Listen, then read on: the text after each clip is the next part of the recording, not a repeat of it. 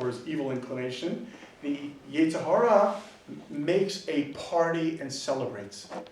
Because the function of the evil inclination is to be defeated. Its function is not to win. This is not other people who talk about a war between a fallen angel and hell's angels and heaven's angels. This is about one God, where it's all about growth and light and love. That's what it's all about. We, in an opaque world, often lose that vision. That's our challenge, is to overcome that. But nonetheless, in an opaque world, in this world, a challenge from our evil side is nothing more than a barbell. It's the very weight of the barbell that's going to build your muscle.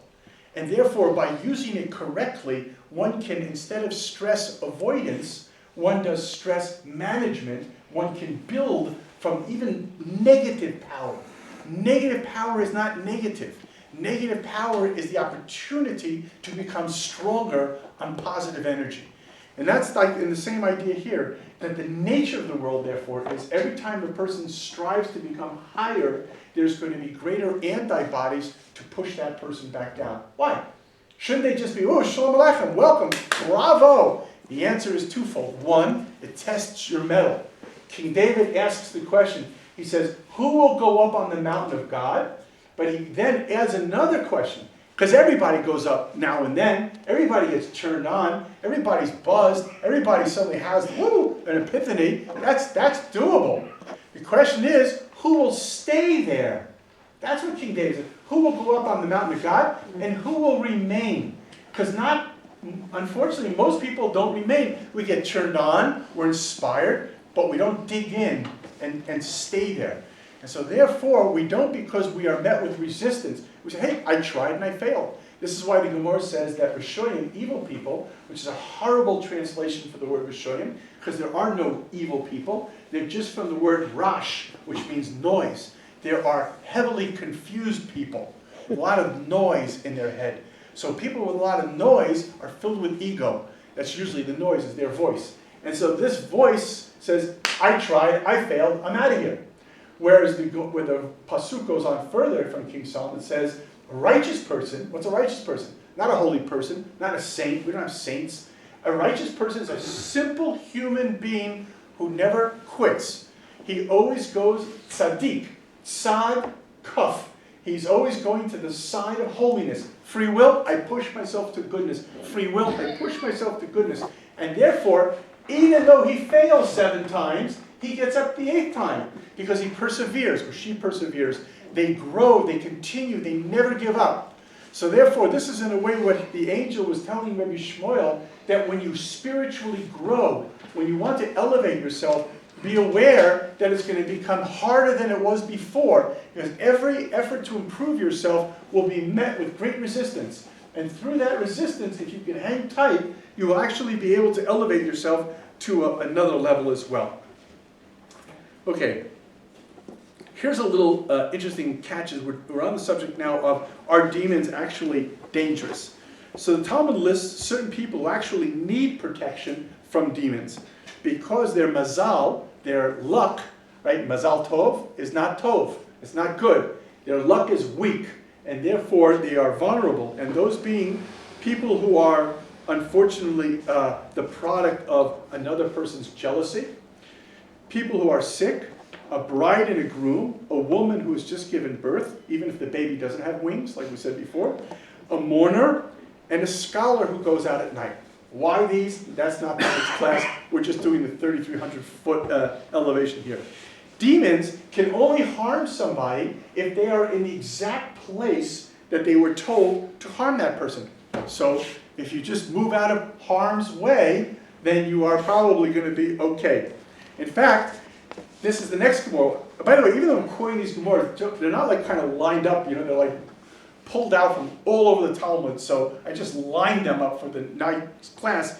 But there's an amazing story of the Queen of Persia, Ifra Hurmutz, who once came to Rava because she wanted to have the rabbi perform a miracle to bring rain in order to show her son, who was the king, that the Jews are a great and holy people. It's kind of interesting today, Israel and Iran, Persia of course, So she comes, she was a big fan of the Jews. She came to this great rabbi. She said, you have to do a miracle. You got to make it rain so that everyone will know that the Jews are a holy people. And so he did, and it rained. However, that night, the Gemara says, Rava's father came to him in a dream, and he said that he was very concerned because the fact that he bothered God to make rain when it wasn't supposed to rain, that there was a squadron of demons that had been dispatched from upstairs coming down to deal with him. So what did he do? He switched beds. And when he woke in the morning, the Gemara says that his normal bed was filled with knives. So that, the Gemara brings us an example that demons will only be allowed to cause damage in the place that they were told to. So always stay on the move. Any of you guys into basketball, always keep moving. Keep bob, bob, bob. Just keep moving and you'll be okay. Now, another amazing idea of demons is the Gemara says that there are actually 18,000 demons in this one particular squadron. That might be a platoon, actually. There are 18,000 demons who are led by a particular demon known as Adret Bat Machias, and she would come out every night and just through the land, right?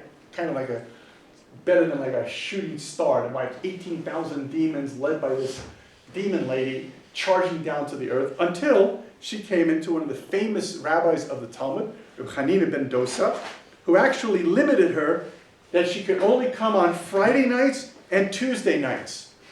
And that's how it continued until she had the misfortune of encountering a few generations later, Abaya. And Abaya, who was one of the later Amoraim, he then actually said, you know what, we're going to just like cut this out altogether. No more visits to planet Earth. Sorry, go find other planets. And that was the end of her in those squadrons. The Gemara says that there are two destructive demons. One is called anger, that's his name, and the other one is called wrath. I'm just using the translations as I found them. And they both came to actually try to kill Moshe Rabbeinu. Instead, he was actually able to kill one of them. He was able to kill wrath. But even so, he remained afraid that the other armies of the demons would come to revenge wrath's death. So this is just whatever the Gemara is worth. That's what the Gemara says. There are four things that were created with a bad spirit. There are four things that create a bad spirit with demons and witches. Okay, back to Halloween. I'm just going to read this, okay? So, urinating between a palm tree and the wall where there is less than 4 amot so that there's no other way for the demon to get around. That would definitely tend to, if you'll forgive me, piss off a demon, right? Actually, I saw that the other day. Someone said, it's always better to be pissed off than pissed on. So, I guess that's why the Gemara puts us here. 2, walking between 2 palm trees where there are no other palm paths. 3, drinking borrowed water from a child in a field where there is no other water. Okay, I'm sure that's not too often. I don't remember that in my Boy Scout handbook. And 4, passing over spilt water unless the spilt water has been there for longer than 60 days, in which case you should go over it with your shoes on. So this is, okay. Now, from that, it leads into our next session, which is how do you protect yourself from demons if you are already concerned about such a thing?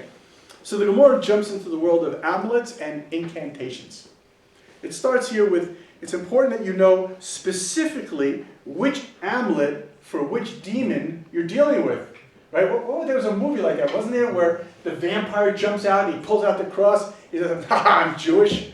Right? So, right, you kind of know which amulet is going to work with which kind of a demon. You know, you can be running through Demonville, ha ha ha ha ha. Sorry, it's the made in Taiwan, doesn't work. Okay. Actually, it reminds me of a friend of mine who once went back to America and in Long Island, where I was from, and he was going to all the houses for free to check their mezuzot. And he would find, like, in English, 10 Commandments, printed in, Japan, all these different, like, amazing. So I guess you have to be careful checking your amulets as well. So the Talmud says that how do you fight demons with amulets? Well, again, there are the caper tree demons, but they're blind, so you don't have to worry too much about them. There are the sorb tree demons, but only if they're near a city in large numbers. And then there are the ones who are found on the rooftops which are the flaming demons. I don't know, has anybody here been to China? So, or maybe you've seen in photos. So one of the things I loved, I thought it was so beautiful, when you go to China, you see all the little dragons on the edge, and it depends if they're 9 dragons or 7 dragons and so on. So these are all little dragons there which are to protect against the evil spirits and all, but maybe, you know, this might also help with the flaming demons on the rooftops. And the Gemara actually says a story about a particular watchman who was trapped by demons, and they were dancing all around him, great, you know, little animated visual there, until a particular rabbi was able to come by and quickly write an amulet and hand it to him, and he was able to escape these demons. Talmud also says that there are incantations to free a person who is possessed by a demon by using the names of demons. Kind of reminds me of, like, you know, snake venom to use to fight the snake bite, or maybe a little bit more like the exorcist, you know, possessed by demons. And so it says one example, because how can you have a Gemara without an example, is the incantation to be used to be saved from demons that live in the bathroom. Right? You thought it was aerosol. So it's not. It is, and I will quote, this is the best I could do for translating, so forgive me. On the head of a lion, inside the nostril of a lioness is the demon, Bar Shrika Panda. In a field of leeks, I knocked them down. Using a jawbone of a donkey, I smashed him. Of course, those of you that are familiar with Tanakh will immediately think of Shimshon with his famous battle with the jawbone of the donkey that he beat many of the Philistines and so on. Okay, how do you protect yourself? Another way, besides amulets and incantations, is actually with Torah. Talmud says that somebody who's feeling weak in their knees, it might just simply be a problem that the demons are pushing too hard against you, right? So when you go to your chiropractor, you might want to ask, well, maybe it's demons that are actually doing this. And oh, of course, how come I didn't think of that, right? So therefore, if you want to know how to heal weak knees, it's very simple. Simply quote the Tehillim, Psalm number 91. It won't hurt. It might even help. You never know. Okay? Non-invasive solution. Rav Huna says that each person has actually 1,000 demons on his left side and 10,000 on his right side. I'll do that again. Left and right. And it is said that the verse number 7, the 7th verse in the Psalm number 92, interesting, 91, 92, is a way of defending against these demons which surround the person. If a person goes walking at night, they should recite to protect themselves from the demons the famous verse in Tehillim number 23, which I could have borrowed this from any translation, even though I walk through the darkest valley, and so on. That's the verse used to protect. Another way to protect against demons, the Gemara goes into prayer, merit, and good old common sense. I find all of these make sense except common sense. You know, like, okay, yeah, you're dealing like demons, like little amulet, but hey, just practical common sense. We'll get to that.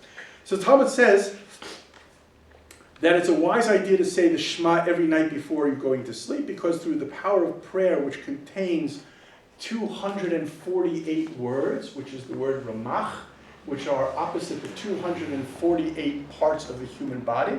Every one of those words protect another part and limb of the body, and this will push away the demons. And the Gemara says, which demons? No, not those. Which demons? The ones that are found under your bed. Okay, here you go. So it's not the boogeyman. Don't get him in here. It's the demons that live under the bed. So, just there you go. It's a Meforish Gemara. The Torah says that Abaye was once walking down the street with Rav Papa on his right and Rav Huna on his left when he saw the morning demon coming quickly at him, and he quickly took Rav Papa and put him on his left side to protect against the demon. And Rav Papa obviously was a little concerned about that, like, hey, yo, using me as a human shield. You know, we know a lot of this in the Gaza war, unfortunately. So here, even in spiritual wars against demons, here's rabbis using rabbis as human shields against demons. So he says, why did you do that? So Abaye said, because I know time is on your side. In other words, your time to leave this world hasn't come up. So therefore, you could definitely absorb whatever was going to happen, and there would be no danger that would be prevalent at that point. Someone overcome by a demon on new wine should eat barbecue lean meat and diluted wine. Okay, just a little, in case you haven't hit drink new wine. Talmud also says there is something called puch, P-U-C-H, which is a mascara for women. It's a mascara that not only makes a person look beautiful, it removes eye demons. And it also stops tearing, and it increases the hair growth of eyelashes. So I don't know if Moshe, the pharmacist over here, has any puch, but you might just want to check it out on Amazon. Amazon.demon, they might have it over there. So then the Gemara says that while sleep is known as the 60th of death, when a person wakes in the morning, this is why it's very important, because I'll explain this according to the Zohar, but this is not brought in the Gemara. The Zohar says that a human soul can only be vertical. It can never be horizontal, it should never be horizontal. So therefore, when a person goes to sleep and they're horizontal, the soul is now vertical, and the angel of death collects all the souls that's why sleep is like a 60th of death.